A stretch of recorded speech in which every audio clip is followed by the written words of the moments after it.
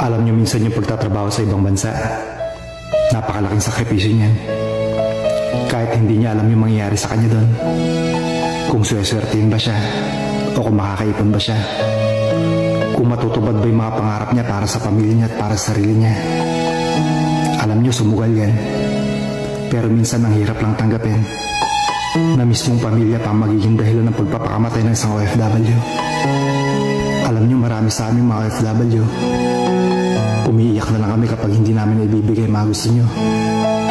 Kasi akala niyo, ayaw namin magbigay. Hindi niyo alam, dinadamdam namin yan.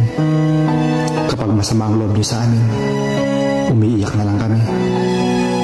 Lagi niyong tatandaan, kaming mga OFW walang karami sa abroad. At kayong mga kamag-anak namin sa Pilipinas, ang nagiging lakas namin para magpatuloy. Sana lagi niyong tatandaan yan.